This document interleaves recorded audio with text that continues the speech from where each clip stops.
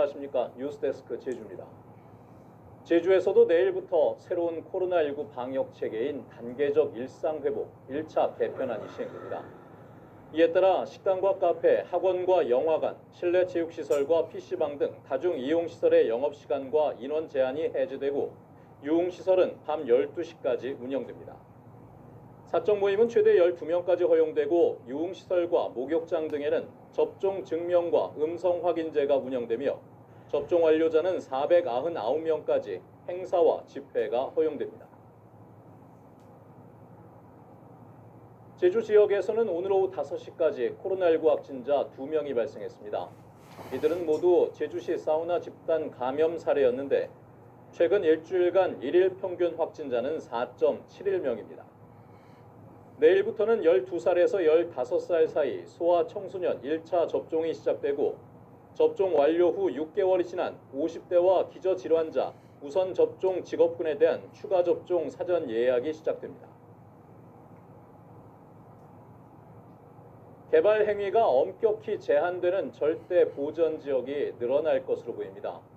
제주도가 공고한 변경안에 따르면 절대 보전 지역은 해안선 변경에 따른 바닷가 확대와 해안사고 보전, 저류지와 하천, 용암동굴이 추가되면서 44만 제곱미터가 늘어나고 제주 고사리섬 등 멸종 위기생물 군락지의 생태계 보전 등급이 높아집니다. 제주도는 11월 15일까지 변경안을 주민 열람한 뒤 도의회 동의를 얻어 최종 고시할 계획입니다. 제주도와 제주시 봉계동 쓰레기 매립장 주민대책위원회는 봉계동 폐기물 처리시설을 2024년 1월 11일까지 연장 사용하는 것으로 최종 합의하고 협약을 맺었습니다. 봉계동 폐기물 처리시설 사용 기한은 당초 오늘까지였지만 색달동 광역음식물 처리시설이 소송으로 지연되면서 재연장이 불가피해졌습니다. 협약에 따라 마을 지원과 수건 사업이 추진되며 악취 저감과 사후 관리는 주민들과 협의하게 됩니다. 올레길을 혼자 걷던 60대 여성이 실종돼 경찰이 수색 작업에 나섰습니다. 서귀포경찰서는 서귀포시 대포동 65살 이춘희 씨가 지난 27일 오후 제주 올레 5코스를 따라 남원읍 위미항에서 망장포구까지 걸은 뒤 실종돼 수색 작업을 벌이고 있습니다. 이 씨는 키 150cm 초반이며 검정색 옷과 모자에 안경을 쓰고 가방을 맨 상태였는데 경찰은 CCTV 영상 등을 바탕으로 행적을 찾고 있습니다. 오늘 오전 9시 10분쯤 제주시 한림항 인근 해상에서 일가족 4명이 탄 레저보트가 조타기 고장으로 운항할 수 없다며 해경에 구조를 요청했습니다. 해경은 연안 구조정을 출동시켜 레저보트를 20분 만에 한림항으로 예인했는데 해경은 이달 들어서만 모터보트 사고 5건이 발생했다며 출항 전 점검하고 구명조끼를 착용하라고 당부했습니다. 어제 저녁 6시 50분쯤 제주시 한림읍의 모 리조트 사우나실에서 불이 났다는 투숙객의 신고가 119에 접수됐습니다. 이 불로 인해 사우나실 90제곱미터와 히터기 한 대를 태워 소방서 추산 3,200여만 원의 재산 피해가 발생했습니다. 경찰과 소방당국은 히터기 과열로 인해 불이 난 것으로 보고 정확한 화재 원인을 조사하고 있습니다. 코로나19 상황에서도 제주를 찾는 관광객이 늘면서 렌터카 교통사고가 증가한 것으로 나타났습니다. 제주경찰청에 따르면 올 들어 지난 25일까지 제주 지역에서 발생한 렌터카 교통사고는 479건으로 지난해 같은 기간보다 18.6% 늘었습니다. 또 렌터카 교통사고 사망자는 6명으로 지난해 같은 기간보다 갑절 늘었고 부상자도 837명으로 15% 증가했습니다. 광동제약이 앞으로 4년간 제주 도외 지역의 삼다수 유통을 맡게 됩니다. 광동제약은 오는 12월 15일부터 2025년 12월 31일까지 소매용과 비소매, 업소용 삼다수 유통을 맡고 제주도 개발공사와 합의하면 1년 더 맡을 수 있는 위탁 판매 계약을 맺었습니다. 광동제약은 2012년부터 삼다수 소매 판매를 맡아왔는데 제주 지역과 전국의 대형 마트에는 제주도개발공사가 직접 공급하게 됩니다. 도내에서 판매 중인 먹는 샘물 제품의 수질이 모두 적합한 것으로 나타났습니다. 제주도는 도내에서 유통 중인 샘물 9개 제품을 대상으로 수질 검사를 실시한 결과 모두 적합 판정을 받았다고 밝혔습니다. 뉴스데스크 제주였습니다. 여러분 고맙습니다.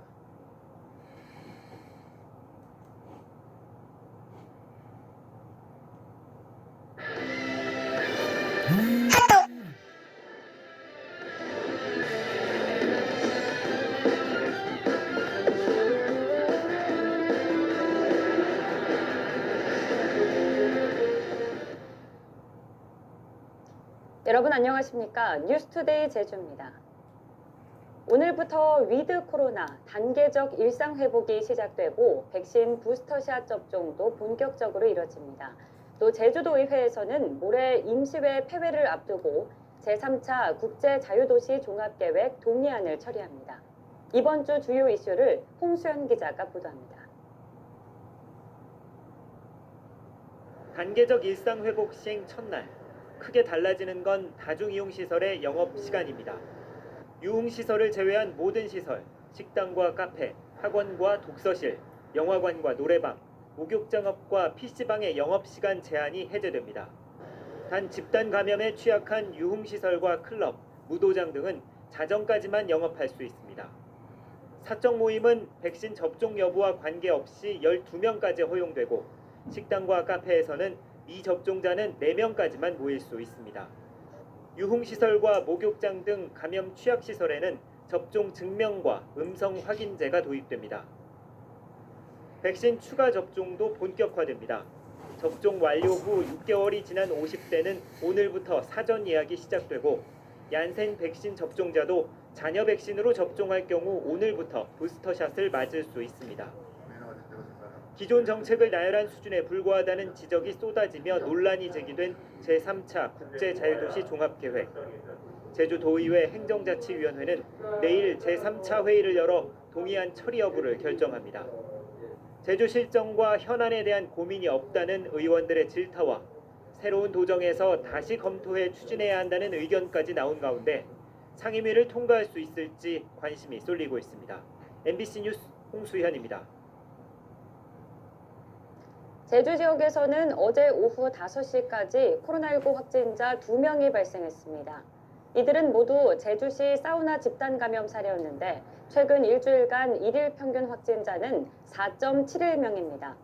오늘부터는 12세에서 15세 사이 소아청소년 1차 접종이 시작되고 접종 완료 후 6개월이 지난 50대와 기저질환자, 우선접종 직업군에 대한 추가 접종 사전 예약이 시작됩니다.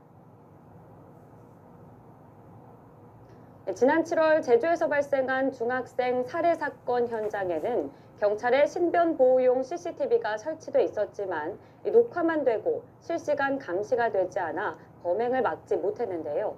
경찰이 인공지능 CCTV를 신변보호 대상자 거주지에 설치해 시범 운영에 들어갔습니다. 박주연 기자가 취재했습니다.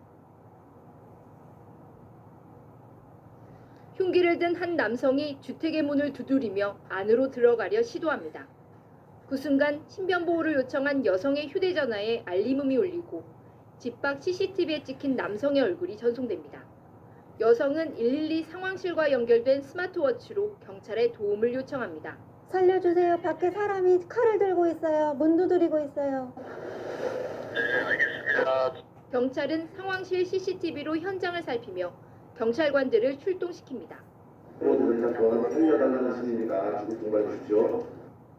현장에 도착한 경찰은 남성을 체포하고 여성을 안전한 곳으로 대피시킵니다. 가해자가 집 주변을 배회하거나 경계구역을 침범하면 얼굴을 인식해 신변보호 대상자에게 실시간으로 알려주는 인공지능 CCTV 시스템을 이용한 훈련 모습입니다. 녹화 기능만 있는 기존 CCTV와 달리 경찰서 상황실에서 현장을 지켜보며 신속하게 대응할 수 있는 인공지능 CCTV는 전국에서 처음 시행됐습니다. 경찰은 신변보호 대상자 거주지 등 5곳에 설치하고 제주도 CCTV 관제센터와도 연계해 가해자 도주로 추적에도 활용할 계획입니다. 제주경찰은 올해 말까지 인공지능 CCTV 5개소를 시범 운영해서 성능 미비점을 개선하고 신변보호 대상자의 안전확보 효과를 검증할 계획입니다. 경찰청은 제주 지역 시범 운영 결과를 토대로 내년부터 인공지능 CCTV를 전국으로 확대 시행할 예정입니다. MBC 뉴스 박주연입니다. 개발 행위가 엄격히 제한되는 절대 보전 지역이 늘어날 것으로 보입니다. 제주도가 공고한 변경안에 따르면 절대 보전 지역은 해안선 변경에 따른 바닷가 확대와 해안사고 보전, 저류지와 하천, 용암동굴이 추가되면서 44만 제곱미터가 늘어나고 제주 고사리삼 등 멸종위기 생물 군락지의 생태계 보전 등급이 높아집니다. 제주도는 11월 15일까지 변경안을 주민 열람한 뒤 도의회 동의를 얻어 최종 고시합니다. 제주도와 제주시 봉계동 쓰레기 매립장 주민대책위원회는 봉계동 폐기물 처리 시설을 2024년 1월 11일까지 연장 사용하는 것으로 최종 합의하고 협약을 맺었습니다. 봉계동 폐기물 처리 시설 사용 기한은 당초 10월 31일이었지만 색달동 광역 음식물 처리 시설이 소송으로 지연되면서 재연장이 불가피해졌습니다. 협약에 따라 마을 지원과 수건 사업이 추진되며 악취 저감과 사후 관리는 주민들과 협의하게 됩니다.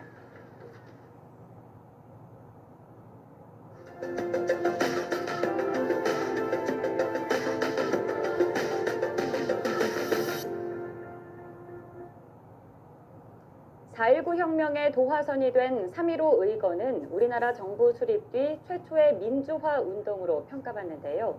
당시 이승만 자유당 정권의 부정선거를 폭로해 3.15 의거 발원지가 된 민주당 마산시당 건물에 기념관이 개관해 시민의 품으로 돌아왔습니다. MBC 경남 신은정 기자입니다. 1960년 당시 집권 여당인 이승만 자유당 정권의 부정선거에서 촉발된 3.15 의거. 민주당 마산시 당원들이 부정선거를 폭로하자 마산 시민들이 힘을 보태면서 민주화 물결은 4.19로 이어졌습니다. 3.15 의거의 발원지인 민주당 마산시당 건물이 기념관으로 바뀌어 시민품으로 돌아왔습니다. 세월의 흐름 속 노래방과 식당 등 상가 건물로 바뀌었던 곳을 창원시가 예산 45억 원을 들여 기념관으로 조성한 건데 당시 부정선거의 자료와 시위 사진 등 60여 년 전 3.15 의거의 현장을 가까이서 느낄 수 있습니다. 시민들이나 민주화 단체에서 3.15 의거 발원지를 개관하자는 지속적인 건의가 있었고 또 시의회에서도 건의가 있었고 3.15 의거에 참여했다 얼굴에 최루탄이 박혀 숨진 채 마산만에 떠오른 김주열 열사의 모습은 동상으로 재탄생했습니다.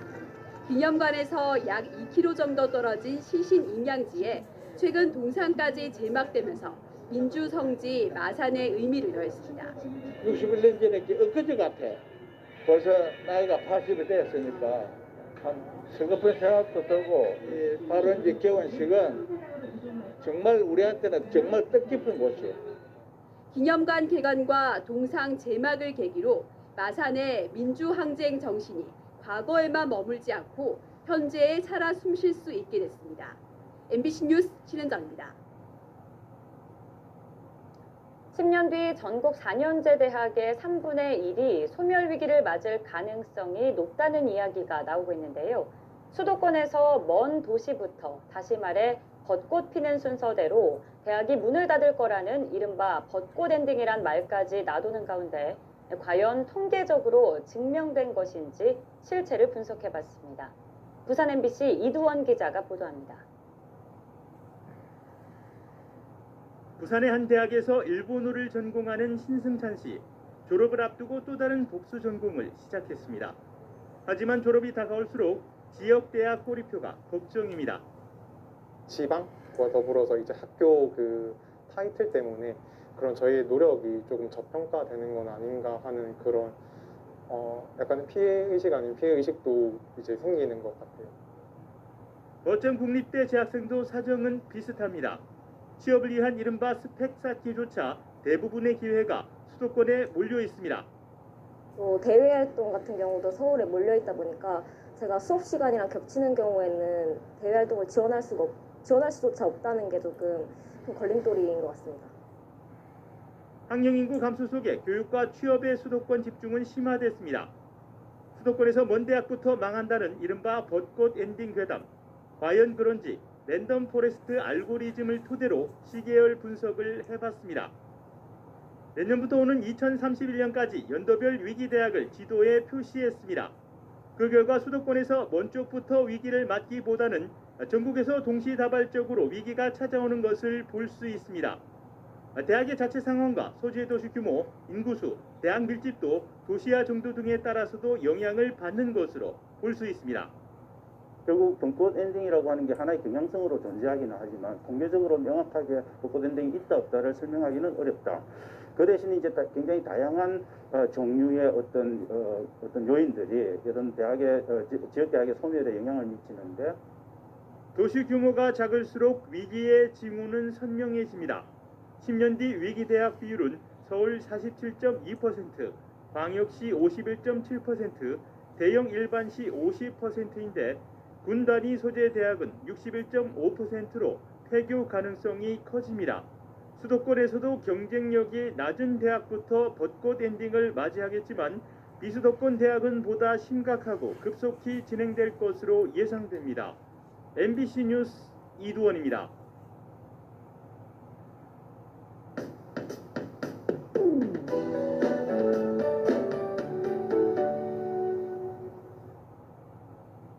(11월의) 첫날인 오늘 제주도는 온화한 가을 날씨가 이어지겠습니다. 아침 기온 15도, 낮 기온은 21도 내외로 예년 기온을 보이겠고요. 낮 동안 포근하겠습니다. 오늘 북서풍을 타고 국외 미세먼지가 유입되면서 경기 남부를 비롯한 서쪽 지방은 오전에 공기가 탁하겠는데요. 제주도는 미세먼지 농도 보통 수준으로 오늘 공기질도 양호하겠습니다. 내일부터는 오늘보다 2, 4도가량 떨어지면서 부쩍 쌀쌀해지겠습니다. 한라산 정상에서는 아침 기온이 영하로 떨어지면서 서리가 내리고 얼음이 오는 곳이 있겠고요. 낮에도 20도를 밑돌면서 선선해지겠습니다. 오늘 제주 전 지역에서 구름 낀 날씨를 보이겠고요. 서부와 남부, 동부 지역은 차차 맑아지겠습니다. 아침 현재 기온 북부와 남부 지역은 15도, 서부 지역은 17도로 시작하고 있고요. 한낮 기온은 북부와 동부 지역 21도, 남부 지역은 23도까지 오르겠습니다. 오늘 도서 지역도 맑고 쾌청한 가을 날씨를 보이겠습니다. 바다의 물결은 제주도 전해상에서 1에서 2m 안팎으로 잔잔하게 일겠습니다. 11월의 첫 주 일교차 큰 날씨가 이어지겠고요. 이번 주 토요일과 입동인 일요일에는 제주에 비가 내릴 전망입니다. 날씨였습니다. 코로나19 상황에서도 제주를 찾는 관광객들이 늘면서 렌터카 교통사고가 증가한 것으로 나타났습니다. 제주경찰청에 따르면 올 들어 지난 25일까지 제주 지역에서 발생한 렌터카 교통사고는 479건으로 지난해 같은 기간보다 18.6% 늘었습니다. 또 렌터카 교통사고 사망자는 6명으로 지난해 같은 기간보다 갑절이 늘었고 부상자도 837명으로 15% 증가했습니다. 광동제약이 앞으로 4년간 제주도 외 지역의 삼다수 유통을 맡게 됩니다. 광동제약은 오는 12월 15일부터 2025년 12월 31일까지 소매용과 비소매, 업소용 삼다수 유통을 맡고 제주도 개발공사와 합의하면 1년 더 맡을 수 있는 위탁 판매 계약을 맺었습니다. 광동제약은 2012년부터 삼다수 소매 판매를 맡아왔는데 제주 지역과 전국 대형마트에는 제주도 개발공사가 직접 공급하게 됩니다. 도내에서 판매 중인 먹는 샘물 제품의 수질이 모두 적합한 것으로 나타났습니다. 제주도는 도내에서 유통 중인 먹는 샘물 9개 제품을 대상으로 수질 검사를 실시한 결과 51개 항목에서 모두 적합 판정을 받았다고 밝혔습니다. 한편 지난 6월에 실시된 먹는 샘물 제품에 대한 수질 검사에서도 모두 적합 판정이 나왔습니다. 올해 3분기 제주 지역 순유입 인구가 지난해보다 감소했습니다. 통계청에 따르면 올해 3분기 제주 지역의 전입 인구에서 전출 인구를 뺀 순유입 인구는 879명으로 지난해 같은 기간에 비해 40.2% 감소했습니다. 한편 올해 9월까지 제주 지역의 누적 순유입 인구는 2,945명으로 지난해 같은 기간에 비해 83.4% 증가했습니다. 도내 가을철 산악사고가 급증한 것으로 나타났습니다. 제주도 소방안전본부에 따르면 지난달부터 지난 28일까지 산악사고 출동 건수는 62건으로 지난해 같은 기간 38건보다 40% 증가했습니다. 소방당국은 코로나19 여파로 등산객이 증가하면서 산악사고가 늘어난 것으로 분석합니다. 준비운동과 체력에 맞는 등산로 선택을 당부했습니다. 뉴스를 마칩니다. 활기찬 월요일 보내십시오. 고맙습니다.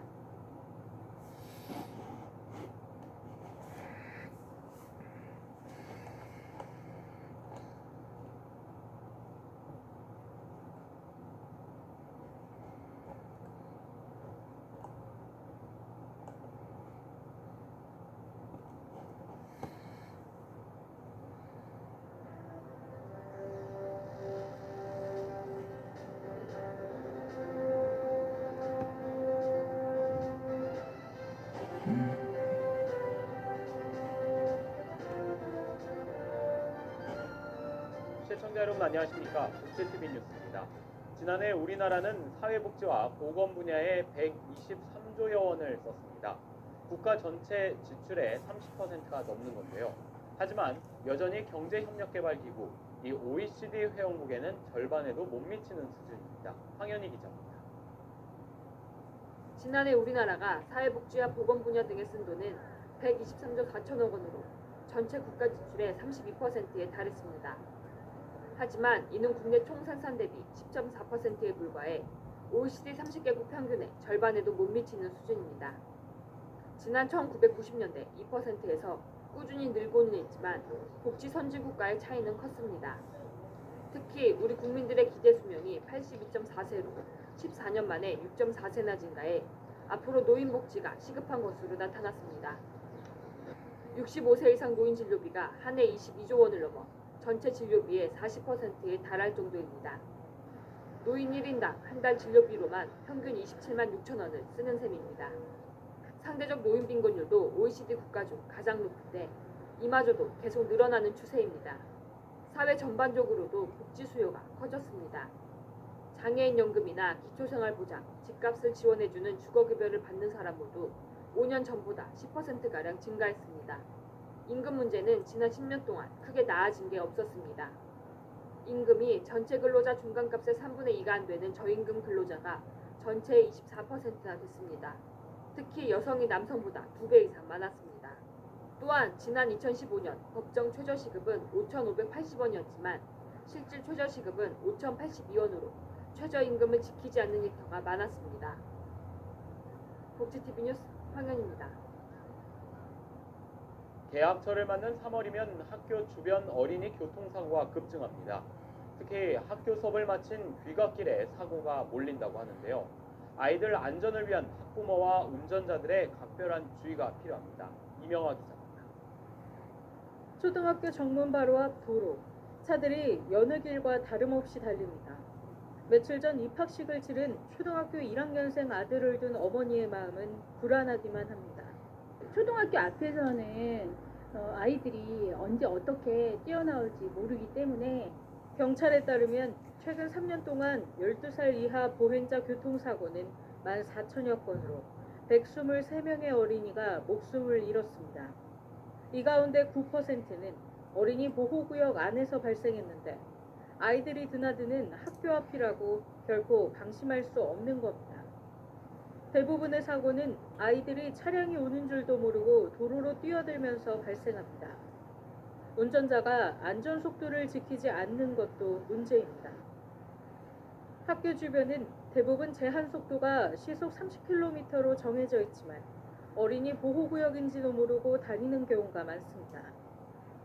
학교 앞에 건널목이 있으니까는 차량도 속도를 줄이고 건널목이 있을 때는 항상 멈췄다가 어린이 보호구역 안에서 일어난 사고의 3분의 2 가까이는 운전자가 보행자 보호나 안전 의무를 지키지 않아 발생했습니다. 서울시는 보호구역을 확대하고 CCTV를 확충하는 등 어린이 교통안전 대책을 가동합니다. 하지만 아이들의 안전한 등하굣길을 위해서는 운전자와 학부모의 관심이 더 필요해 보입니다. 복지TV 뉴스 이명화입니다. 복지TV 뉴스가 부분 개편을 통해 새롭게 변화했는데요. 발달장애인 진행자가 직접 방송기사를 쉽게 만들고 참여하는 코너입니다. 안호준이 전하는 모두가 알기 쉬운 뉴스 함께 만나보시죠. 안녕하세요. 모두가 알기 쉬운 뉴스를 전하게 된 안호준입니다.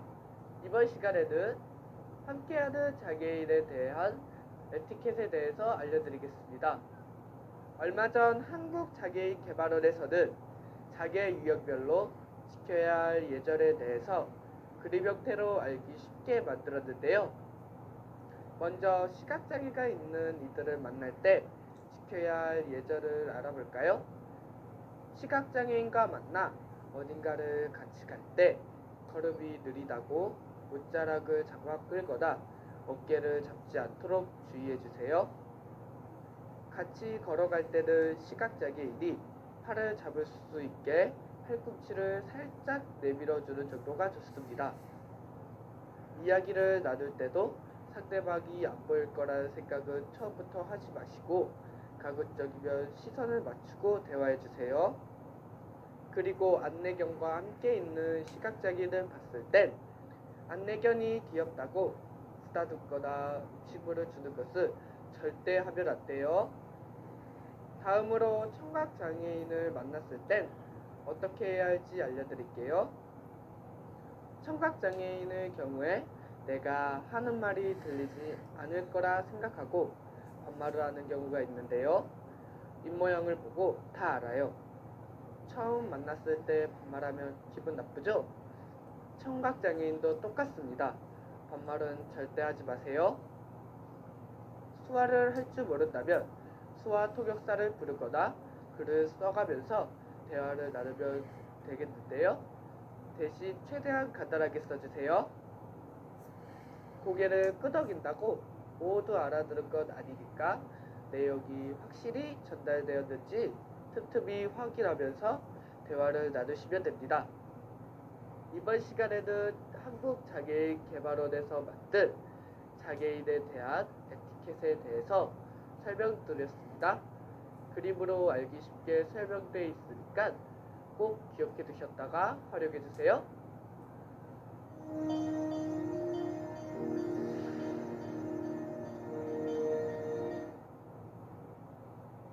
보건당국이 올해도 A형 간염이 유행할 조짐을 보이고 있다고 밝혔습니다. 질병관리본부는 올해 들어서만 A형 간염 환자가 800명을 넘었다고 말했습니다. 바이러스에 오염된 물이나 음식물을 먹을 때 걸리는 A형 간염은 지난해 전년보다 3배 많은 4,677명의 환자가 발생했습니다. 이에 본부는 20에서 40대 중 A형 간염 환자와 접촉한 이들에게 우선적으로 예방접종을 하는 방안을 검토하고 있습니다. 전국의 다문화 가족지원센터별로 다문화 주민을 위한 이 법률 교실이 개설되고 있습니다.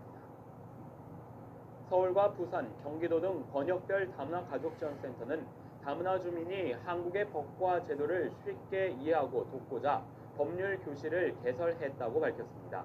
센터별 법률 교실에서는 법률 분쟁, 범죄 피해 등에 대응할 수 있도록 법 특강과 인권 교실 등이 진행됩니다. 또한 법률 교실에는 결혼, 이혼, 상속, 근로 등과 관련한 법률 상담도 함께 마련됐습니다. 경기도가 경기도형 공보육 시설인 따복 어린이집을 운영하고 있는데요. 이 세 번째로 성남에 문을 열었습니다. 보육 서비스 수준은 높은 반면 경제적 부담은 적어 인기입니다. 황현희 기자입니다. 경기도 성남에 위례 따복 어린이집이 개원했습니다. 정원 79명을 뽑는데 500명이 넘게 몰릴 정도로 인기입니다. 비결은 국공립 수준의 보육 서비스로 맞벌이 가정도 믿고 맡길 수 있기 때문. 추가 보육료를 없애고 학부모가 부담해야 하는 경비도 상한액의 반으로 낮춰 다자녀 가정 등의 경제적 부담을 줄였습니다. 엄마로서는 믿고 맡길 수 있다는 점이 가장 크고요. 그리고 특별활동 비용이나 이런 것도 굉장히 비용 차이도 일반 가정 민간 어린이집보다 3분의 1 가격으로 저렴하기도 하고. 따복 어린이집은 경기도 가족여성연구원이 기존 민간 어린이집을 임차해 국공립 어린이집 수준으로 운영하는 경기도형 공보육 어린이집입니다. 운영비 지원을 통해 보육교사 처우 개선은 물론 보육 서비스 질이 높아지고 학부모들의 경제적 부담까지 덜 수 있습니다. 또한 언제든지 학부모가 방문할 수 있는 열린 어린이집 형태로 운영됩니다. 열린 어린이집을 지향하기 때문에 아이들과 함께 부모님 그리고 교사가 함께 어우러져서 부모님이 어린이집 활동이라든가 아니면 프로그램에 직접 참여를 하도록 하고요. 개원을 맞아 현장을 찾은 남경필 경기도지사는 학부모들과의 소통의 시간을 갖고 따복 어린이집을 늘려달라는 건의사항에 노력하겠다고 답했습니다. 아이를 낳고 키우기 좋은 환경을 만드는데 경기도가 최선을 다할 거고요. 이번 시범 운영 잘 성공해서 경기도에 1000개, 전국에 10,000개 이렇게 만드는 날이 오길 희망합니다. 경기도는 현재 3곳에서 운영 중인 따복 어린이집을 올해 총 8곳으로 확대 시범 운영한다는 계획입니다. 복지TV 뉴스 황현입니다. 복지TV 충청방송과 국제 라이온스 협회 충청지구가 상호 업무 협약을 체결했습니다. 이재영 기자입니다. 다양한 봉사활동으로 취약계층들의 복지 향상을 위해 힘쓰는 세계 최대의 국제봉사단체인 국제 라이온스 협회. 우리는 봉사한다는 모토로 현재 212개국 141만여 명의 회원이 활동하고 있는데요. 그 뜻을 함께하고자 충북 청주시 라이온스 회관에서 지난 8일 라이온스 충북지구와 복지TV 청주방송이 취약계층을 위한 나눔 봉사로 복지 향상을 목표로 상호 협력해 나가고자 업무 협약을 체결했습니다. 이날 협약식에는 최충진 라이온스 충북지구 총재, 김학철 복지TV 청주방송회장, 박건설 라이온스 충북지부 부총재, 박기범 복지TV 청주방송 대표 등 10여 명이 참석했습니다. 라이온스 충북지구는 매년 소외계층에게 연탄 나눔 행사, 환경정화 봉사활동, 장애인협회 차량 기증, 위생케어 소독사업, 필리핀의 물품 전달 등의 폭넓은 봉사를 실시하며 복지 활성화를 위해 앞장서고 있습니다. 저희 라이온스도 약 4천여 회원을 통한 복지 사각지대를 봉사를 하고 있습니다. 그러나 저희가 볼 수 있는 시야가 한계가 있어서 이런 TV 언론기관이 살펴서 볼 수 있는 새로운 정보를 많이 취득하고 같이 봉사해 나갈 수 있는 계기가 된다면 더욱 보람이 있지 않나 그런 생각을 합니다. 한편 국제 라이온스 협회 356D 충북지구는 지난 1967년 조직돼 현재 3,933명의 회원과 104개의 클럽이 소속돼 있으며 다양한 봉사활동을 통해 지역민의 복지 향상과 취약계층의 삶의 질 향상을 위해 노력하고 있습니다. 복지TV 뉴스 이재현입니다. 경북 포항에서 제3회 경북 도민일보기 배드민턴 대회가 열렸습니다. 약 1000여 명의 동호 회원들이 출전했는데요. 이명화 기자입니다. 경북 도민일보 주최로 제3회 경북 도민일보기 포항시 생활체육 배드민턴 대회가 열렸습니다. 이번 대회에는 포항, 경주, 울진시 등 총 6개 시의 655개 팀 동호 회원들이 경기를 가졌습니다. 소통은 물론이고 인도 크로파의 소통과 화합을 통해서 우리 포항이 더 크게 발전할 수 있도록 그런 에너지가 발생했으면 좋겠습니다. 대회는 남자, 여자, 혼합, 학생 복식 등 총 4개 부문에서 각 연령별로 나눠 A부터 2급까지 경기가 동시에 진행됐습니다. 한국에 와서 한국 문화에 너무 힘들었는데 저처럼 이렇게 배드민턴 시작해가지고 우리 외국 사람들은 기분도 좋을 것 같아요. 하면 몸에도 좋고 그리고 자신감도 생기고 아무튼 외국 사람들 배드민턴을 시작하면 좋겠어요. 파이팅! 한편 총 점수 3,200점을 획득한 원클럽이 지난해에 이어 대회 2연패에 성공해 경북 도민일보기를 품에 안았습니다. 복제TV 뉴스 이명원입니다. 저희 복제TV 뉴스에서 또 하나의 코너를 준비했는데요. 오늘 이 두 번째 시간입니다. 우리 사회에 힘이 돼주는 가슴 따뜻한 사람들, 그들을 모두의 비타민에서 만나보겠습니다. 모두가 함께 웃으면서 살아가는 사회를 만들고자 실천하는 사람들. 시간 날 때마다 어려운 이웃들을 찾아 자원봉사와 기부를 통해 더불어 사는 삶을 실천하는 이들. 이들의 소식을 우리는 언론 매체를 통해서 쉽게 접할 수 있는데요. 뿐만 아니라 직업으로서 보이지 않는 곳에서 묵묵히 어려운 이웃을 위해 현장을 누비는 사회복지사들.